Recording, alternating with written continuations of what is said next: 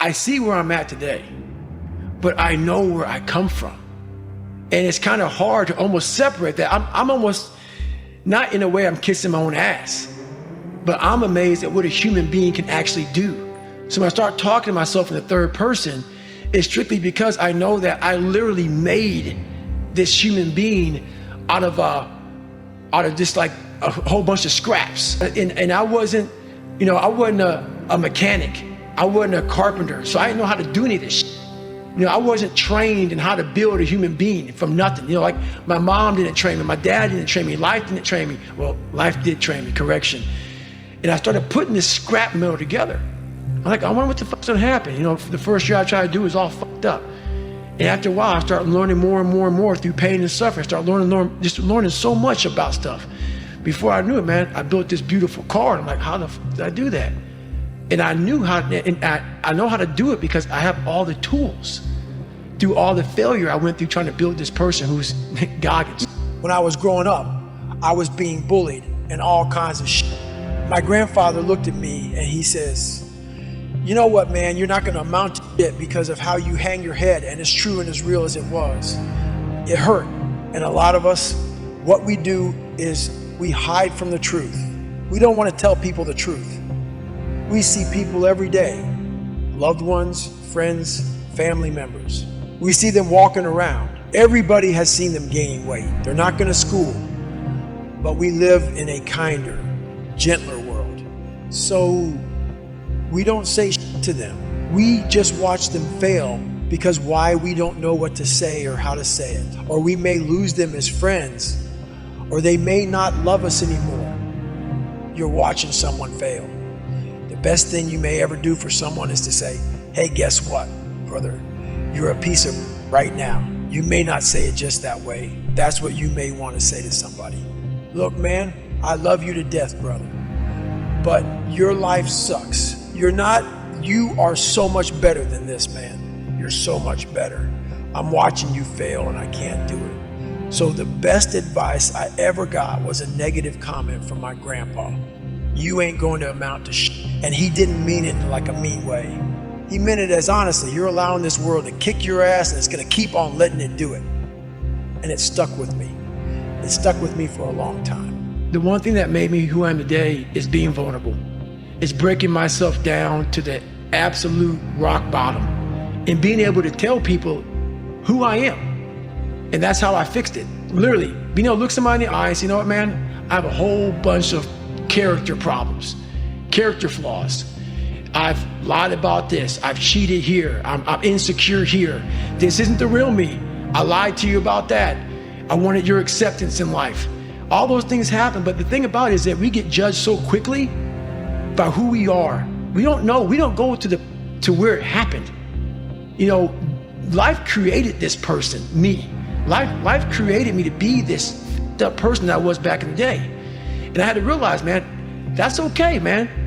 It's not my fault. Now I gotta go back and fix this shit though. Mm-hmm. So a lot of this isn't your fault, why you do some things you do, why you feel the way you feel. But no one's coming back to save your ass.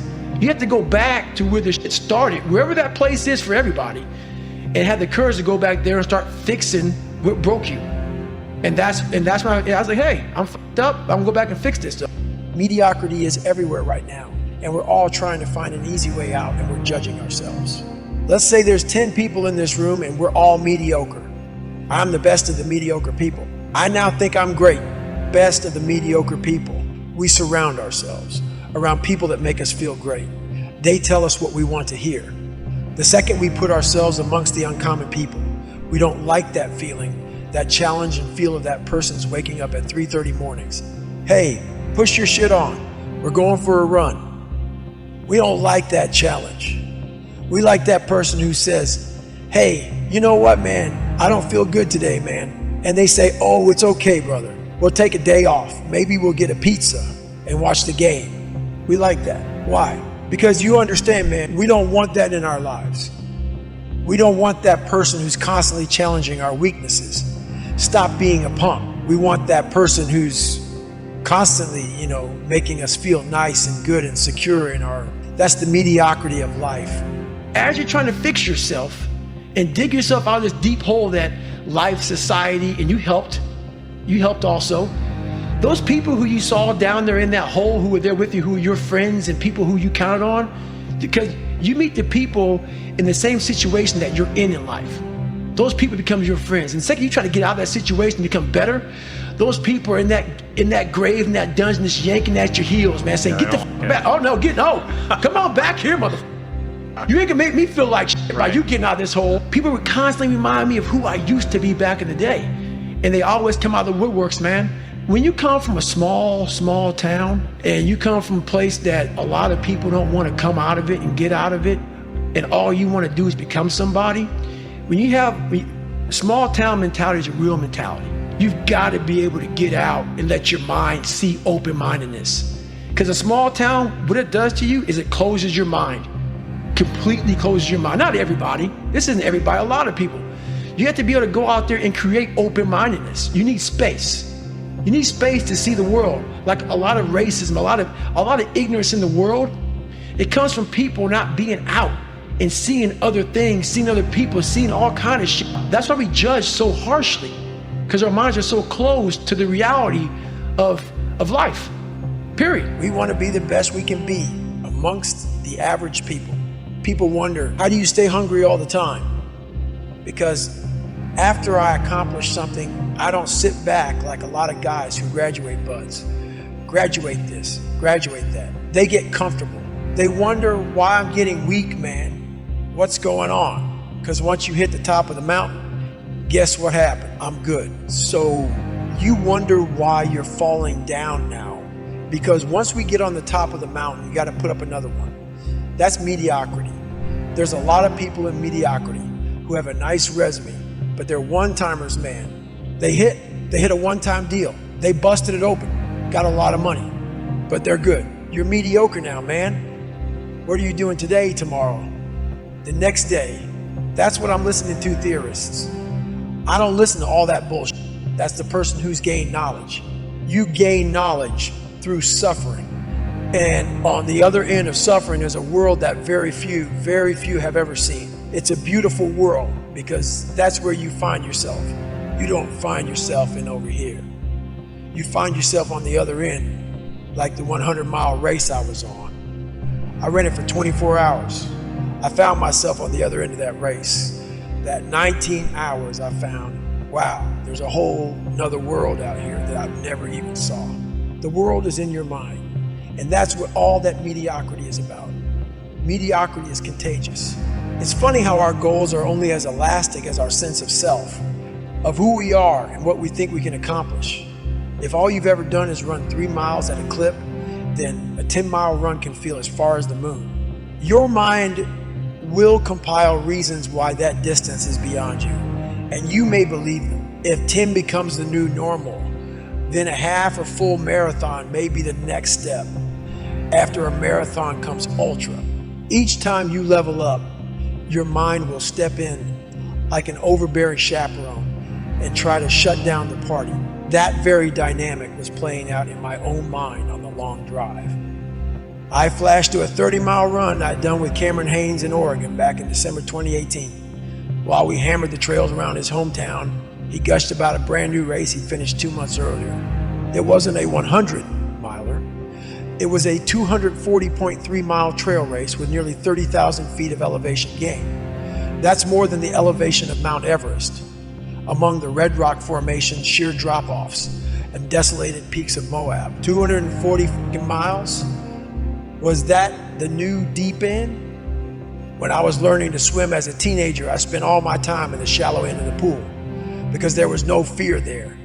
Even after I'd become proficient, I swam laps in the shallow end because it soothed me knowing that with each stroke, I damn near scraped bottom. If I got too tired or wanted to quit, I could simply stand up, and that gave me both comfort and confidence. It allowed me to work on my stroke without fear getting in the way.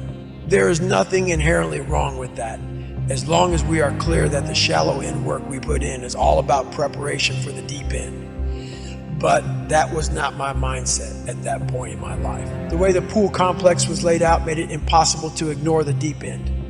Each day, I left the locker room. I had to walk by the 10-foot section.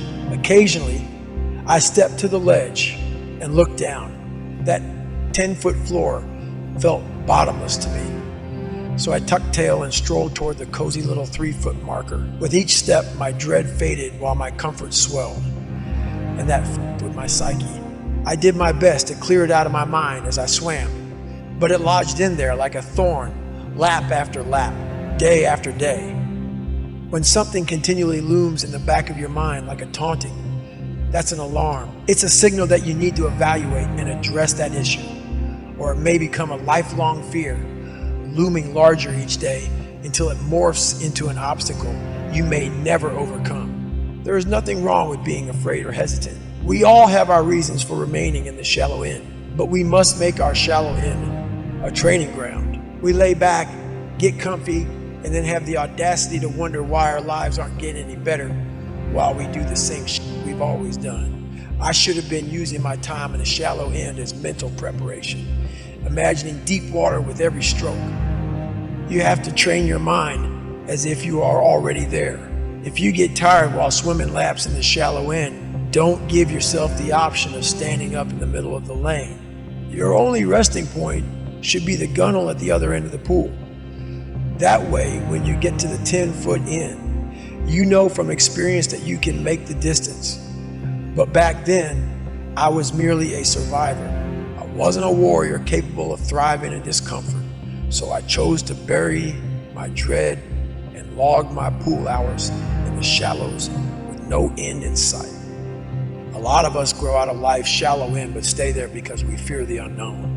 I'm thinking of those who remain in a secure job they hate instead of cutting ties, starting up their own business, or applying for a new position elsewhere. Most are intimidated by an unknown future filled with variables and consequences they can't control or foresee. I know a person who ran other people's thriving businesses for 20 years but was afraid to run her own. She knew every aspect of what it took to become a successful entrepreneur, but rather than acknowledge her experience and use it as a confidence supply, she let her irrational fears keep her running in place for someone else. You need to evaluate what you are feeling. Not every emotion deserves to be ratified. Remember, if you stay where you've always been, you will never learn if you have what it takes to venture into the deep water. I honestly want to be considered one of the hardest men to walk the planet Earth in the history of the world. And what I mean by hard, I'm not talking about the guy who does the most pull-ups, the most sit-ups, runs the most. Just a person who's able to overcome any adversity in front of him, to figure out a way. Hardness isn't about all this physical, man. Yeah, it helped me get to where I'm at. But all I was doing in the whole process, the process wasn't to be ripped. It wasn't to walk around with my shirt off. That wasn't it. I knew through the physical challenges, through the physical suffering, my mind was getting stronger. I was literally doing that for a reason. I had a weak mind. All the rest just happened to come with it. I was trying to strengthen the mind to handle all the judgment that's passed on me, perceived and not. Sometimes you make it up in your own head. You know, I just want to be able to handle all of that, everything, physical, mental. I want to be perceived as that, like an old school barbarian, an old school guy that's like, God, dog, man, nothing can hurt the guy, which is why the book is titled, Can't Hurt Me. I want people to have that mantra in their life. Take that with you. Take it everywhere you go in life. And if you believe that and you work towards that, callous in your mind, strengthen yourself, Can't Hurt Me is strong. In any situation, like when I was in Buzz, they beat the shit out of you. I'd be the first one to give and say, Can't hurt me, mother. And they were beating the hell out of me. But you say that enough to you. False motivation becomes real motivation after a while. They can't see themselves doing it. They can't see themselves doing it. It's one big reason. The other reason is, a lot of it is jealousy. When you set these humongous goals and they see that you're getting at it, and every morning I'm getting up training for a 200-mile run, and you see me get up at 4 o'clock in the morning, and all you fuckers are sleeping. And by the time I get done running my 30, I come home just getting up. How are you gonna feel about yourself? A lot of times when you're an overachiever, a lot of our family members, a lot of our friends, they're mediocre.